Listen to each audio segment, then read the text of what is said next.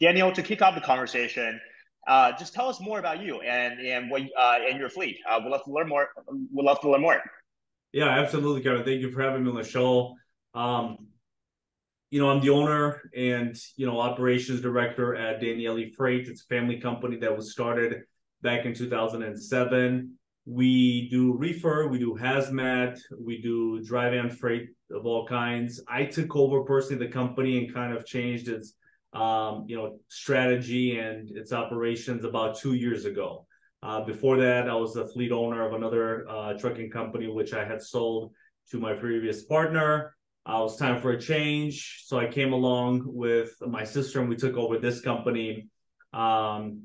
The company, prior to us taking over, had about 20, 30 trucks. 2019, there was a couple of situations that happened in the trucking business. And obviously, we know the economy at that time, a lot of big players, Celadon, and, a few others went out of business. So what happened is, the previous owners that, are family members as well, they kind of downsized. So that was the right opportunity for me to come in, sort of a new start for me. Took over the company and we grew it. So we're currently, in the past year, I would say we grew from anywhere, at the time it was around 5, 6 trucks. We grew it up to roughly around 50 trucks on and off, I would say. So again, that's split between the dry van, the hazmat, and the reefer. We do all 48 states.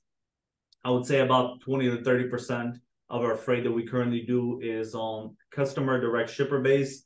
And the other, 70 to 80% is, open market, kind of spot market freight and, mostly broker connections or relationships, things like that. So yeah, that's a little bit about us. So how long did it take you to grow from 5, 6 trucks to what it is today, which is around 50 trucks? A lot of it, I would say, we took advantage of the market. We kind of came in at an interesting time when we took over the company. It was really, peak. It was still during kind of the COVID times. Rates were ridiculous. So we took advantage of, hey, let's see how fast we can grow and get a jump start, and really take advantage of, obviously the revenues that were there. People were growing, companies were popping up left and right. So I took that prior experience that I had with running the other fleet and I applied it here. Whatever mistakes I learned from there, whatever trials and tribulations I had, I took that experience and I applied it to this business. Okay, hey, here's what I learned from not growing as fast as I wanted to go possibly at the other company. Apply what I would have liked to do here and let's test it out. So a lot of it was obviously, having connections, having relationships, having that prior experience. I knew where to go and find the drivers. I knew where to get the trucks. I knew where to get the trailers. I knew immediately who to contact for freight and really kind of jumpstart the operations. If I was in a different position and I started 2 years ago fresh without knowing anything, would we be in the same position? Probably not, right? I mean, it took me, I would say, 3 to 4 years to really understand, many aspects of the business with my other fleet that here day one, I knew what to do and what not to do. So I would say, it took us about a year and a half, to get fully to where, we are now. Obviously, there's, going back and forward. Sometimes, you take a step back to take 2 steps forward, which obviously we're experiencing that now with the current economic climate and, kind of what's going on in the industry, inflation, rates going down. So, yeah. That's incredible. It took you obviously you probably have a bit of a cheat code from your previous experience coming into the industry, but Yeah, that's still absolutely. incredible to see that kind of growth in only 1.5 years. That is incredible. Yeah, no, I mean, again, I would not have been able to do that without having that prior knowledge. So I'm sure many people listening to this and reading your newsletter is going to say, oh, wow, I'm going to start fresh and I'm going to have 50 trucks, or, I'm going to have a solid operation in about a year and a half to 2 years. It's possible 100%. There's people that have done more, but, this is, honest hard work and using knowledge and experience to get to that point. Um, you know, And that's what we're here to do. We are here to learn from you and try to share that knowledge so other people can maybe jump, have a jump start and skip over some of the challenges and obstacles that you faced, and kind of share that knowledge with the broader community. I'm really curious for you, as a fleet owner right now, what would you say are some of the top priorities for you for the next upcoming 6 months? Kevin, right now it's really about just keeping, and I'm being, very frank here, keeping afloat and keeping the business going. Make sure that, we retain our drivers that we're happy with. Make sure that I'm able to retain, all the staff we have, the dispatchers, safety, fleet manager, keeping things afloat. That would honestly summarize what our current priorities and goals are in the business. We all know, all individuals in the logistics and freight industry understand what's going on in the market right now with, diesel is up, although it's coming down. Diesel is up. Freight rates are down. Contracts are being renegotiated for those people who have direct contract, freight. So we're experiencing a lot of turbulence right now. So my goal is, hey, let's put the growth to a halt. Let's put any extravagant plans of expansion or possibly acquiring another company on hold, and let's really focus on sustaining what we have so that we can be better prepared when we come out on the other side.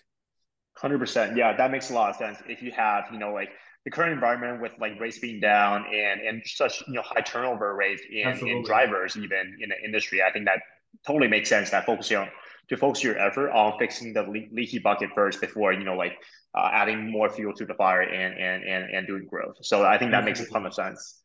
I guess like for you, we talked about your priority, which is really sustaining kind of like the company and making sure you're able to retain your staff and the business. What would you say are some of the biggest challenges or biggest problems that you're running into as a fleet owner? Kevin, I recently watched a video that was done with two industry professionals. One was the head of trucking research, and I forgot the organization's name. And I really resonated with that recording and that interview that these two individuals had. And the biggest challenges, and I think whether it's cyclical, whether it's just always present, there are always going to be finding good quality drivers.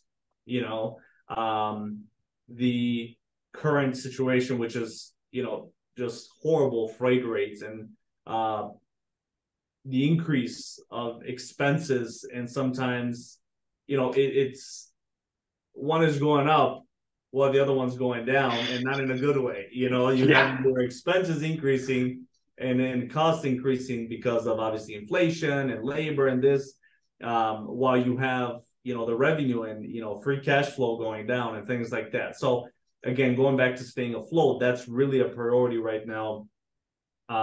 But good quality drivers, it's always an issue. In my personal experience, I would say one out of every seven applicants that we interview and process, I would say are very or significantly qualified. And we do have a strict criteria. However, it's an industry-wide problem, I would say, and many viewers and other fleet owners would agree as well. So drivers, freight rates, obviously, cost of diesel and other expenses, obviously, to maintain the vehicle. No matter what we do and no matter how much we can control, especially at our size, right? We're not a Fortune 500 company where we can vertically integrate and do things like that. It's those are challenges right now. Those are real challenges that obviously is hindering profitability and things like that. 100%. I totally hear you. I think especially on the driver part, I think that's something I've heard consistently again and again as I talk to other fleet owners. I guess like how are you without obviously without giving away your secret sauce, how are you solving the challenge of finding quality drivers right now? What tools, what channels are you using that you found effective that you feel like you can share with the community?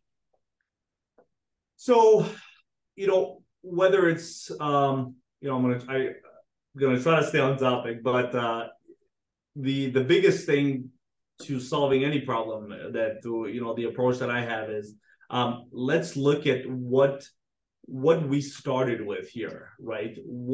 It's very easy to go off track and to try to cut corners when, especially during these times, right? So what does Danieli stand for, right? This company was started by truckers, at one point. So we want to offer, good communication, good pay, good relationship. So we take the foundations, the core foundations of who we are, what we do, and we try to see where that fits in each aspect of the business. When it comes to hiring drivers, right? So we're straight to the point. This is what we offer. This is what we have. We try to stay ahead of the game. Hey, okay, what's our biggest, a pain that we hear from the drivers that they want, right? Is it more home time? Is it, hey, I want more recognition? So we listen inside of our team to try to figure out what are our biggest, what our biggest advocates, our drivers saying that's important to them, right? Whether it's in the retention piece or bringing in new drivers. So we really listen to what's important and what do drivers want. Outside of bringing in new talent, right? Bringing in new drivers from outside companies, we try to keep it inside the house. Hey, we reach out to our drivers, guys, we're hiring, or we have a few trucks that are coming in soon. Can we rely on you, to refer somebody? Obviously, we give great bonuses for that as well. So we look at, okay, what's our current driver need? Can we use our internal drivers to bring in new drivers, right? Save money on leads, save money on recruiting, things like that. On top of that, we have a great recruiter, Sheila, who handles all of that, right? So having the right person in that position to be able to bring in and meet the company's needs as well is an important part, right? So having the right person to handle that, right? For me to be able to delegate that to, using our resources that we already have, our drivers, and just really figuring out who we are, what we offer, and what can we provide to talent, to recruit good talent.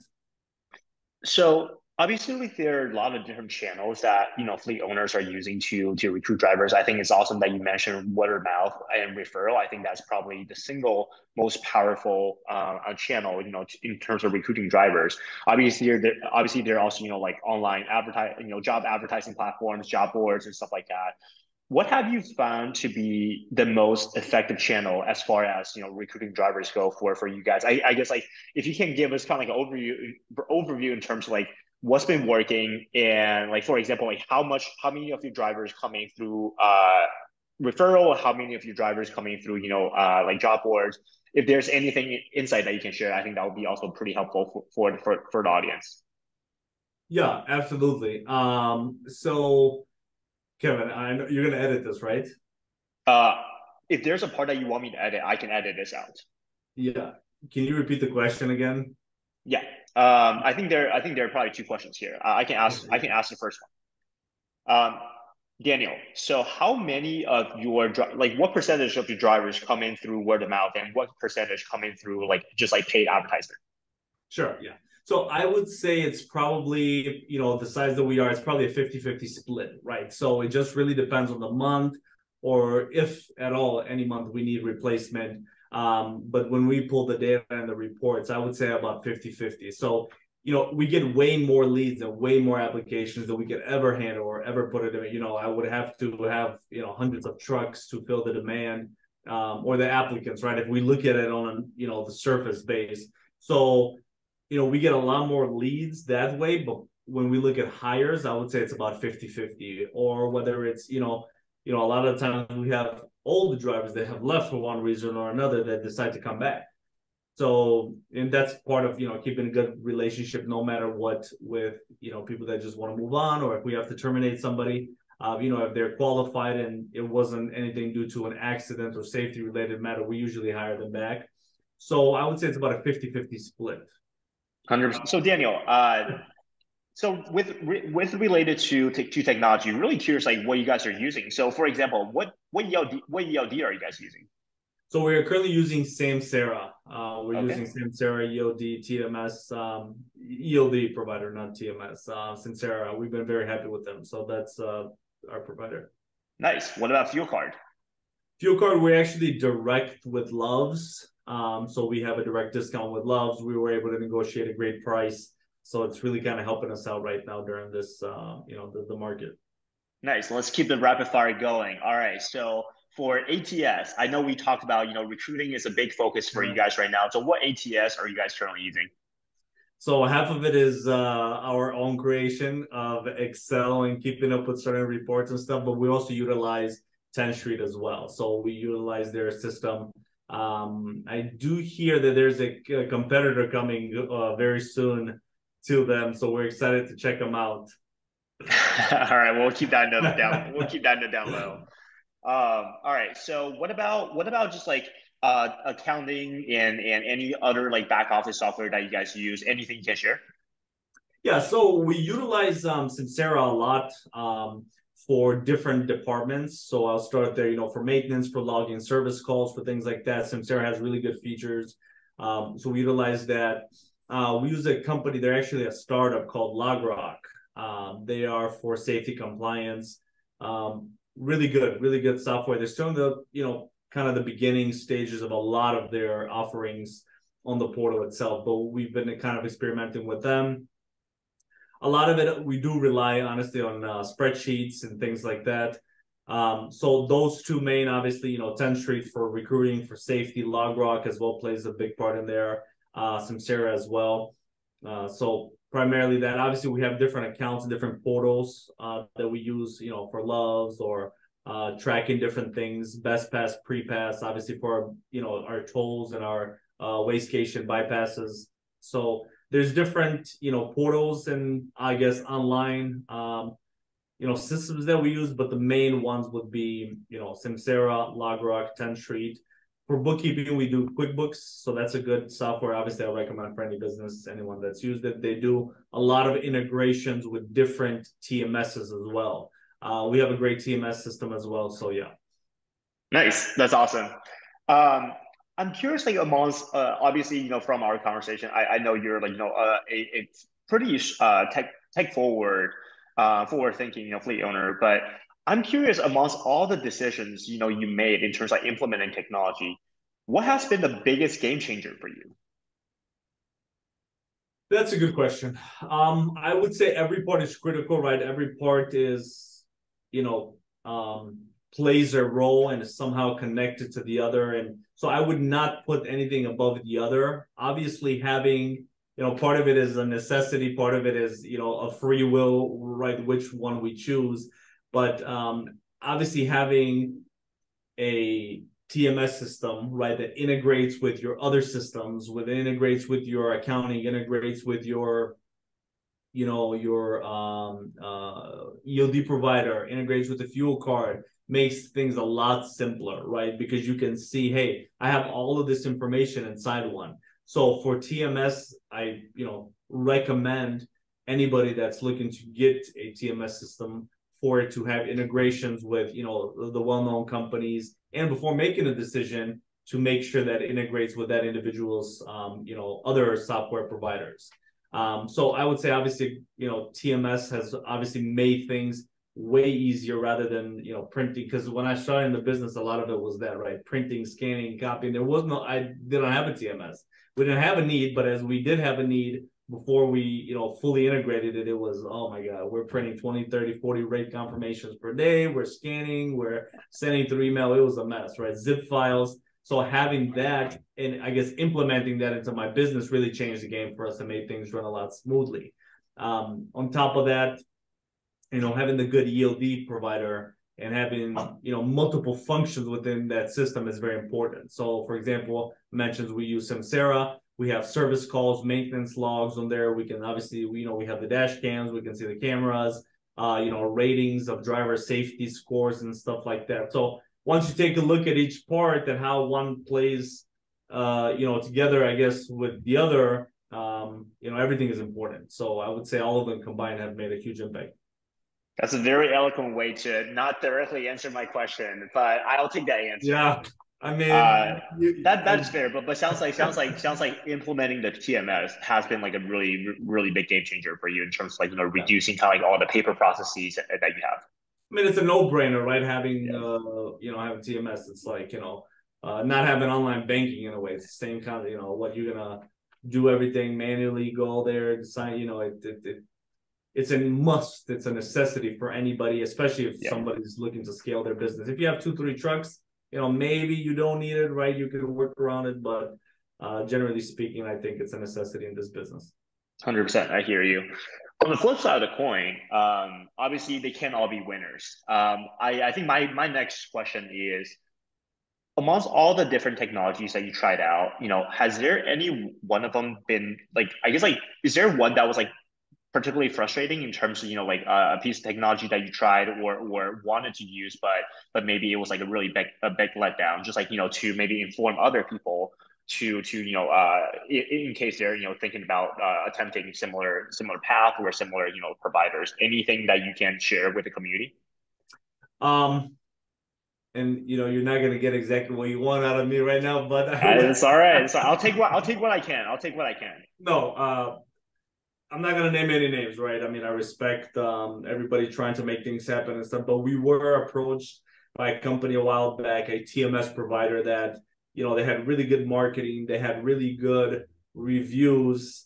So we thought they were all actually by the employees of the startup company.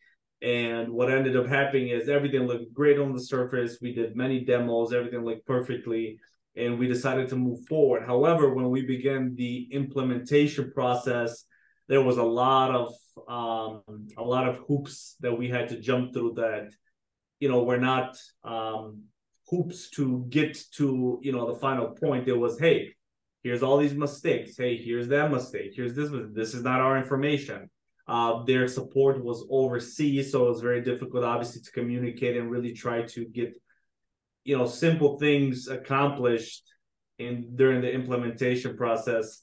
So our go live date was like 60 days, then it became 90 days, then it became 180 days, and then I said, forget about it, cancel this, I don't want to move forward. So make sure research is done on any software technology. Reviews are read by multiple sources. If research to see if there's other companies that are using this. One of the things I did with this TMS was, hey, let me talk to your customers. I like to speak to other carriers.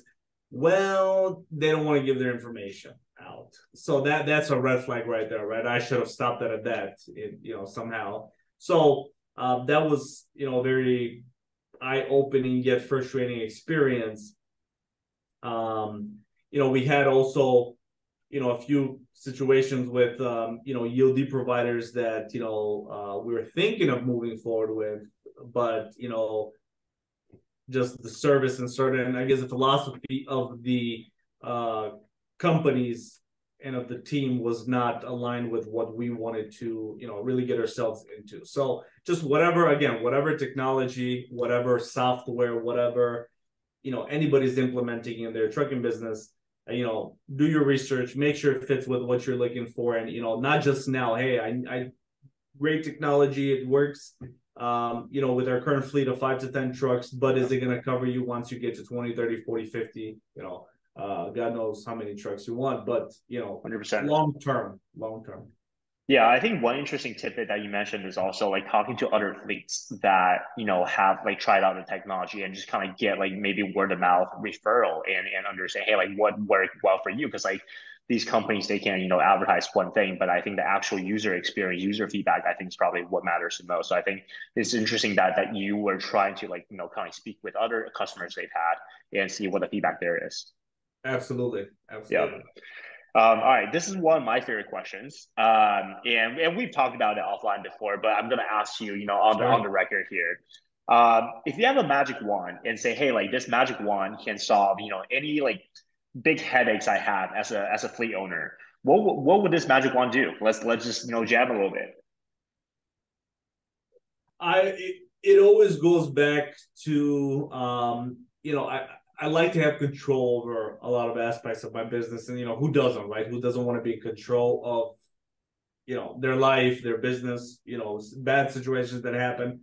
I would remove anything that has to do with crashes, accidents, safety related things. That's obviously one thing that it keeps me up often at night, right? Not because it's something we're doing or we're lacking. It's you cannot control the driver, you cannot control the way I like to. You cannot control other people in the road, cars, right? I mean, you've got this, tens of thousands of pounds on going down the road in and out nonstop, right?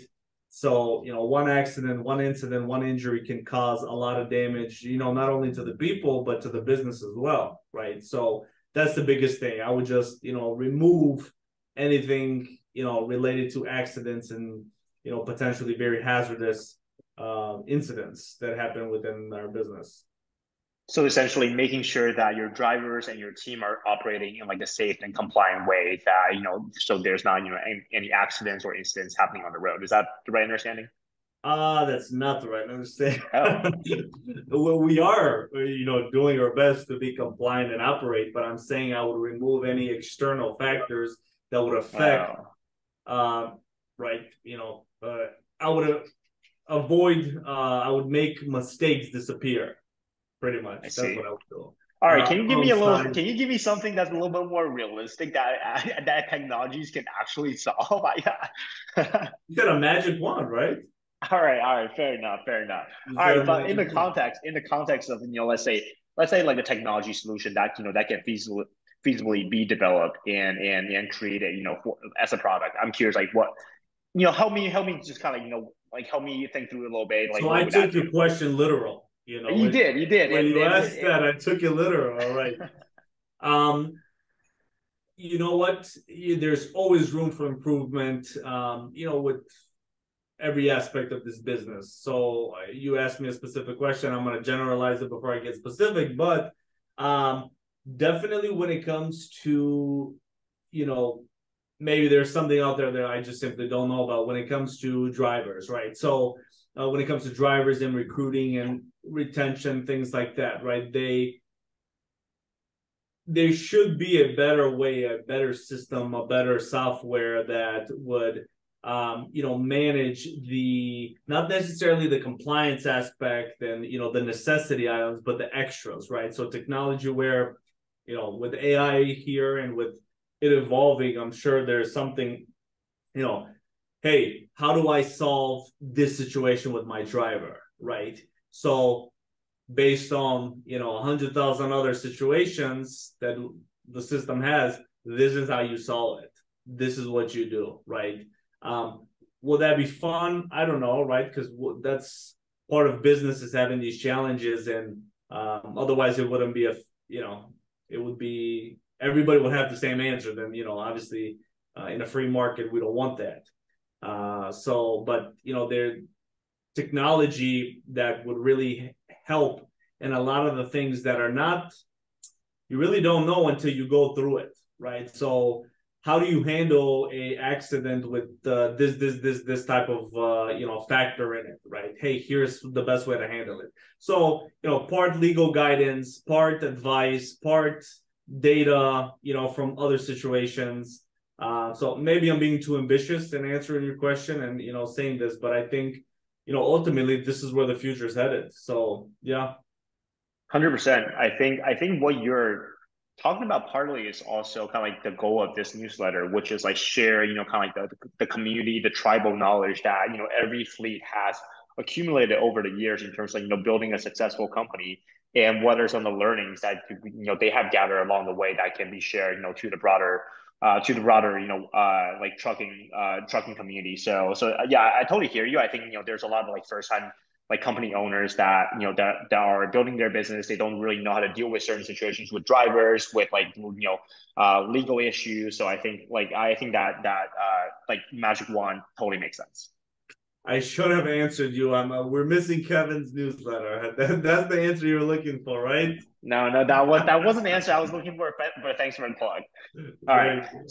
so I'm gonna jump into the last section, which is Sure. more so around, I guess, just kind of like advice and kind of like your experience of building, building Denali.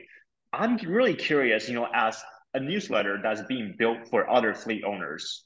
I'm curious, like, what you, as a potential reader of the newsletter, what would you wish to learn from other successful fleet owners?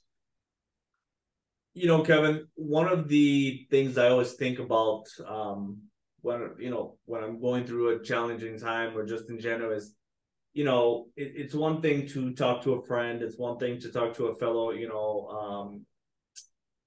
truck business owner.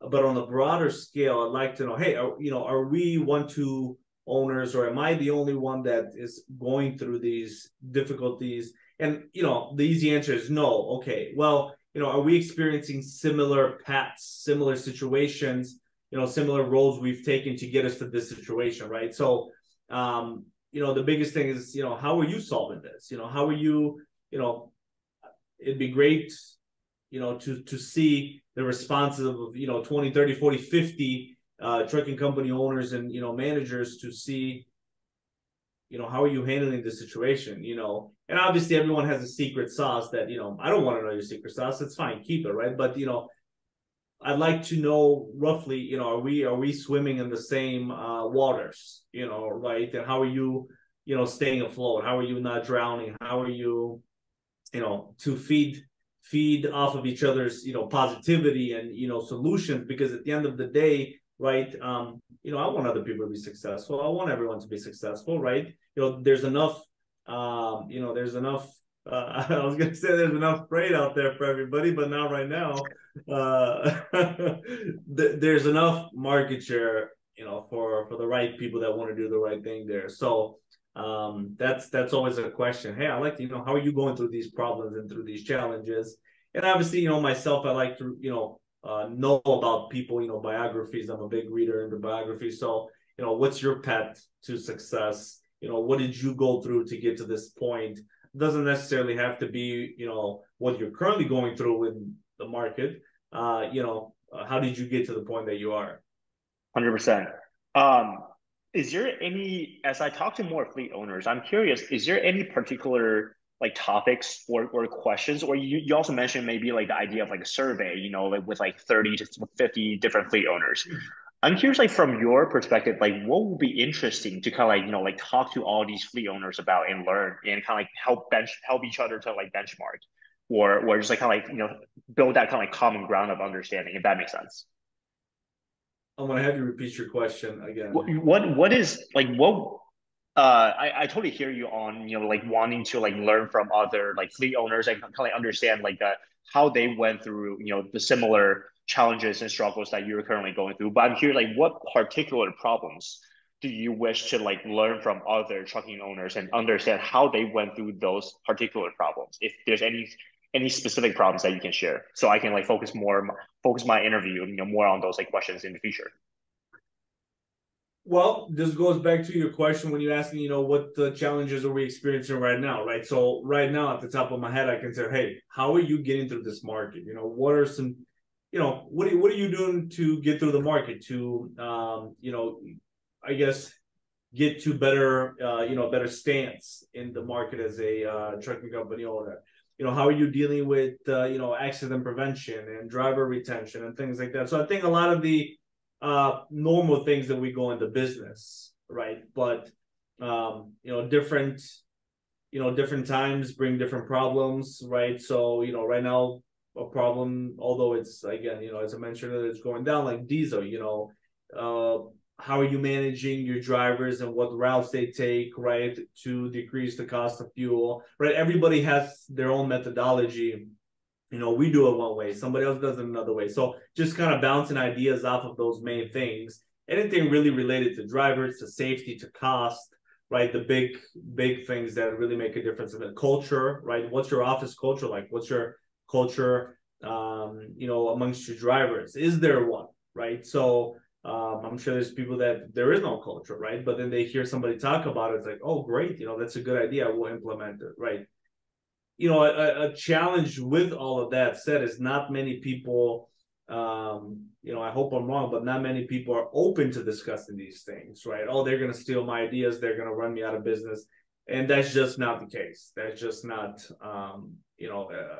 discussions and ideas are one thing, right? But implementation and, what I'm saying works for me, but hey, might not work for the guy, down the street, although it seems simple, right? But can he implement it? Can he make it happen? So, just getting to know those common things that we're all going through is a great thing that I think you should focus on, and it's very important.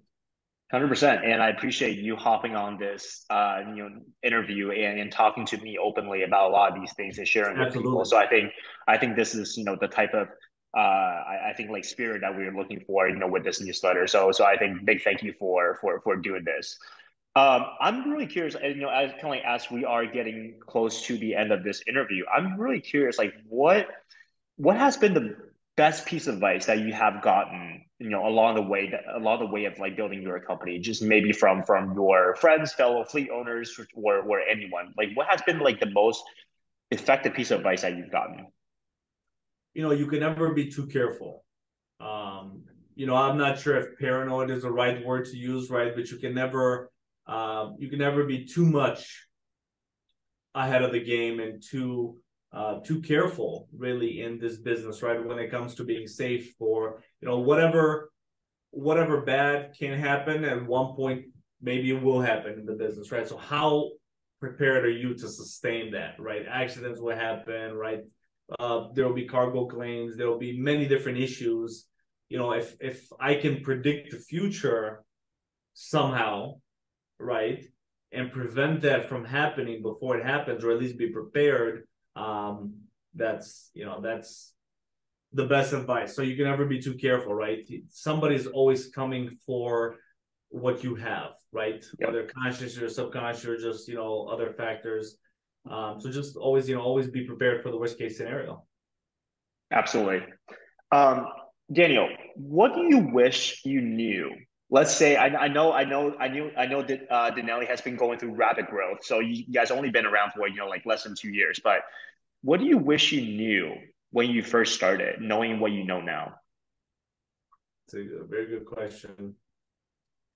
Um, definitely the importance of making making the drivers, really focusing on the drivers and making the drivers sort of the centerpiece of a lot of it, because a lot of people neglect that, and it happens, right? Because we're not seeing them every day, right? But that's what makes the business run, right? So the truck can't move, the freight can't go anywhere, you can't have a company without the drivers, right? So creating a culture for the drivers and creating a place that drivers want to work, right? Just thinking outside the box, giving them a call randomly, hey, here's 40-50 bucks for dinner tonight, it's on me. That goes a long way, right? So really focusing on retention and happiness and safety of the driver, which is the really the most important part of the business in many ways. Gotcha. Is there something? Is there? And this is probably my last question. We are running out of time here, but if you were to start from scratch today, in terms of like building your company, is there something that you would have done differently? Yeah, I wouldn't do it. Tell me more. I wouldn't do it. I would not get into the trucking business if I had to start today. Why is that? Many reasons, Kevin. Many reasons. But I would not. And you wanted an honest answer, so here's an honest answer. I would not. What's the top reason for not getting into it? Personally, right? You know, there's other things to explore. There's other things to explore. So it's a tough business. It's a very tough business for many reasons. For me, that maybe I'm wrong. There's people that love it, right? If I had to start today, and if I had $5 million, go start a business, I would not start a trucking company. Why are you still in it? That's a very good question. I'm in it, right? For many reasons, right? I mean, there's history within the family of being in the business. There's a lot involved, right? I mean, we can talk all day and night. I've got not one foot, I've got my whole body in the door, right? So I'm not gonna just leave it. Obviously, it doesn't work that way. But not to say that we're not working on other things or I'm planning other things. So I'm keeping my eyes on the ball, However, I do have lingering thoughts into other areas and other, plays I'm already involved in other things. However, long term and kind of 100%, focus is on other areas. It's kind of the plan, in the near short term. 100%. I hear you. Yeah. No, I totally respect that. I think you've been through the trenches and you know what it takes. And I totally respect that. Hey, like, if you have another chance, maybe this is, maybe there's something else they can do. So I 100% respect that. Thank you, Kevin. Appreciate it. And that's about the end of the conversation. Daniel, I just want to thank you again for taking the time today. It's been a really fun conversation. And thank you so much for just being open and sharing everything, like all the knowledge that you have gathered along the way with the rest of the community. So appreciate you. Kevin, thank you for having me. And, I look forward to our next conversation. Absolutely.